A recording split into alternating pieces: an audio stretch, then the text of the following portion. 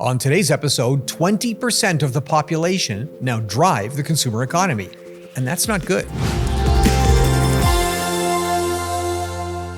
Today's episode is brought to you by engineering.com, a globally trusted source for engineering content.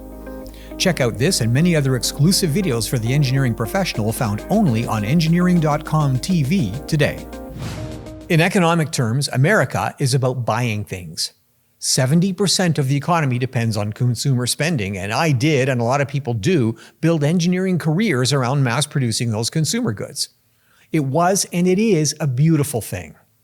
Manufacturing generates good jobs, and in doing so creates products which make life better. But something significant is happening in the American economy, and it's having an impact on consumer goods manufacturing. According to research from Moody's and reported on Axios.com, the top 20% of income earners now make up over 50% of all consumer spending.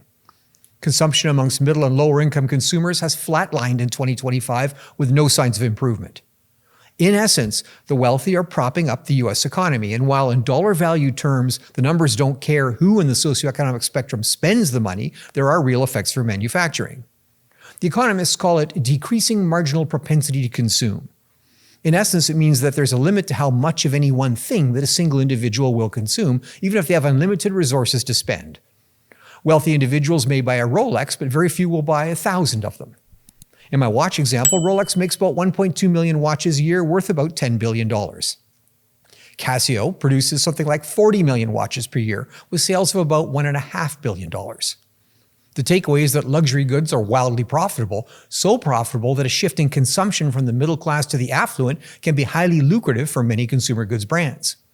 In critical industries like automotive, we're seeing that with an emphasis on expensive high-end SUVs and light trucks, with the $90,000 or $100,000 pickup now common.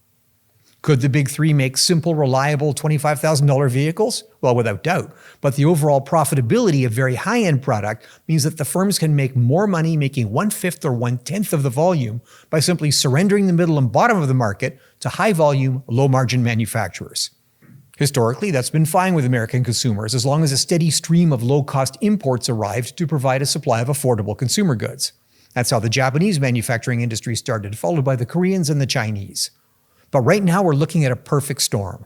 Tariffs will make imports more expensive.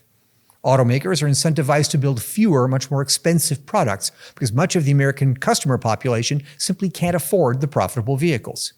So in the automotive industry, there's a simple solution. Open the doors to Chinese imports on a broad scale. This is how the Japanese broke into the US market with simple, cheap, small cars which were widely ignored by the big three automakers. Of course, the Japanese weren't content to stay at the bottom of the market, and the big three suffered as a result. There's very little appetite for watching that scenario repeat itself, but unless there's a technological breakthrough that will drastically reduce the MSRP of modern cars and light trucks while maintaining Wall Street-approved profitability, an awful lot of two-car families will become one vehicle or none. Extrapolate that over an economy as a whole, and we have conditions that are ripe for political upheaval. But don't blame the auto industry. In 1975, a base model half-ton Chevy pickup cost about $4,000. Today, it's approximately 10 times that figure, which tracks nicely with the inflation-adjusted median income over that period.